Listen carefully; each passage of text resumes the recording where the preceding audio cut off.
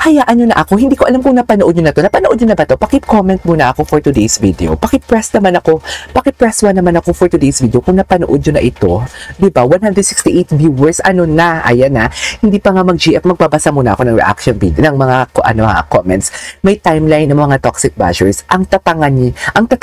Grabe naman Alexa Beltran. Totoo pa. Ang lutong naman Alexa Beltran for today's video. Ang tatangan nila, hindi ba nila alam na may movie lang? Alam mo, hindi na natin sabihin sila na capital T sila for today's video. Kasi alam mo bakit? Kung hindi sila capital T, kung hindi sila 80-80, alam nila na may movie, at sinabi na natin silang alam nila may movie, tatahimik na yan sila. Pero hindi dyan kasi sila kumikita din for today's video. Hindi natin sila masisisi. Diba? Kaya hayaan na natin sila. Ang akin lang talaga, yung nang mamanipulate sila, na pinipilit nilang isaksak sa atin, hindi man sa akin, kasi alam nilang hindi nila ako kayang i-manipulate. Doon sila mang-manipulate sa mga, what do you call this, sa mga mahihinang nila lang. O tapos itong mga mahinang nila lang bumabalik din sa bangko natin, alam nilang puno na tayo. Charis! Alam nilang puno na tayo, bumabalik pa din talaga sila sa atin for today's video. Anyways, correct ka naman, Ursula, may masabi lang sila. Wait lang, ang sabi ni Ma'am Sharon Grace Valencia, hi Sir KJ, tanong lang po, true ba yung chismis na humabol si Di sa Cebu? May small show si B kasi na-cancel yung basketball niya sa Dumaguete. I doubt na humabol si Ginoo. For today's video. And hindi ko alam ang chismis na to. Pero kung may chismis mang ganito, I doubt na humabol si Ginoo for today's video. I doubt. Hindi siguro. Unang-una, anong reason?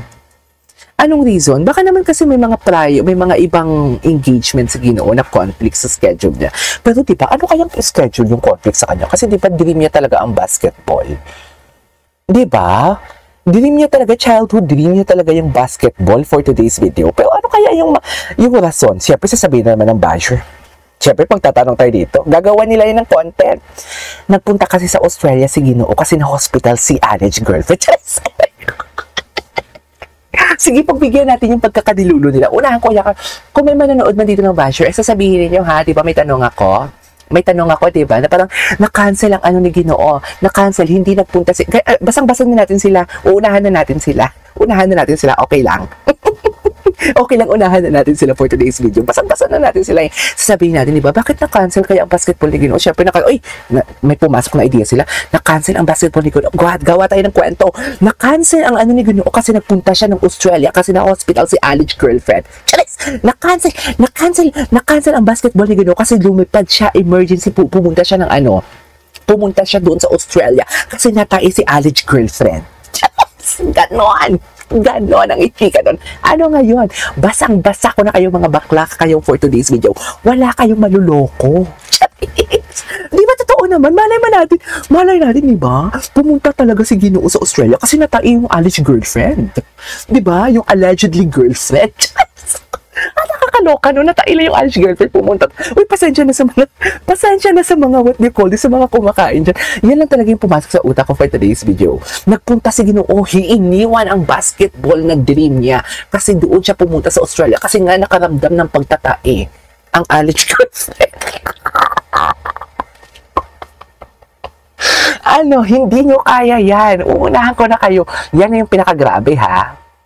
Kayo na bahalang gumawa ng storya ninyo, mga basher kayo. Binigyan ko na kayo ng idea. Diyos ko, pati ba naman lahat ng content ninyo sa amin? Pakino-content nyo na nga yung mga content creator kasi wala na kayong ma-content na mga pro-barda. Ayan ha, binigyan ko na kayo ng content. Thumbnail, headline ngayon. Broadcast bukas ngayon ang headline for today's video. Hindi mo kaya. Ginoo nagpunta ng Australia kasi nakaramdam ng pagtatae ang alleged girlfriend. Hindi mo kaya yan. Ang galing ko doon for today's video.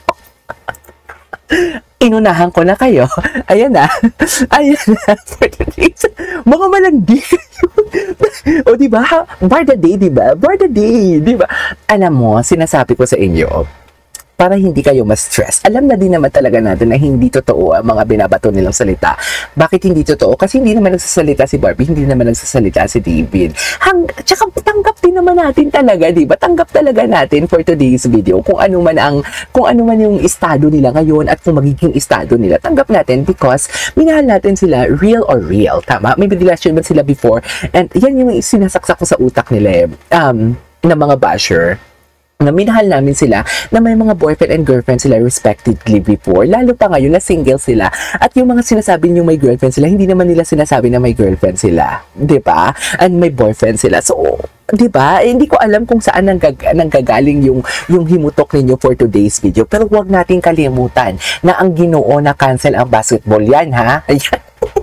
Kung may mga nagsabi ang Ginoo ninyo for today's video hindi natuloy sa pagbabasketball na cancel. Hindi dahil lumipad ng Cebu at sinundan si Barbie, kundi lumipad ng Australia kasi nakaramdam nga ng pag-earn na. Nakaramdam ng pagtatae ang alleged girlfriend. Hindi ko pinangalanan kung sinong girlfriend kasi hindi naman talaga tayo sure. Kawawa naman si girl. Oy. Doon na lang tayo sa alleged girlfriend. Okay? Huwag natin isipin yung mukha ng sinasabi nilang alleged girlfriend na Ginoo. Basta doon lang tayo sa word na alleged girlfriend kasi kawawa naman dear. Di ba? Parang pinagtatawanan natin. Hindi natin pinagtatawanan. Doon tayo sa nakaramdam ng pagtatae. Kaya lumipad si Ginoo ng Australia at iniwan yung pagbabasketball. O ano ngayon? Ano ngayon sa mga kumakain dyan, pasensya kayo for today's video. Anyways, wag lang siraan ang Barda personally. Sa totoo, nakita ko yan sa Blue Water Spa. Ay, wait lang, papanoorin muna natin for today's video. Diba? Hindi nyo yung pinapanood, diba? I-watch nyo naman. Diyos ko, David Licao, 1,000 views lang sa Blue Water Days pa official na YouTube channel. I-stream naman natin.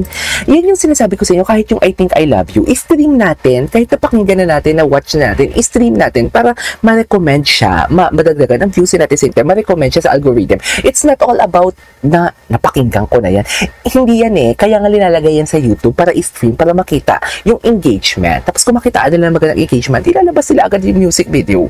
Kaya siguro feeling ko hindi pa nila nilalabas yung music video kasi hindi pa na-reach yung quota ng engagement doon sa ano ba tawag doon? Visualizer or lyric video and everything. Anyways, panoorin natin ang fantasy natin kay Ginoo. Tingnan natin. Ang gwapo niya talaga. No, can you just, ang gwapo niya talaga, mami. Ang gwapo niya. I mean, masisisi niyo ba kami masisikip for today's video? Charis! Masisisi niyo ba kami masisikip for today's video kung ito yung fantasy namin? Charis! Mami Divine, hindi kita masisisi. Charis! Diba? Diba? Point of view mo, diba? Diba? Nakahiga ka sa kama, tapos yan yung itsura. Nakahiga ka sa kama. What do you want for tonight, love? Diba? Wine, steak, or me? Yes! Diba? Tingnan mo naman yan, oh. Tapos sasagutin mo si David, gusto ko ng beef satay mo. Diba?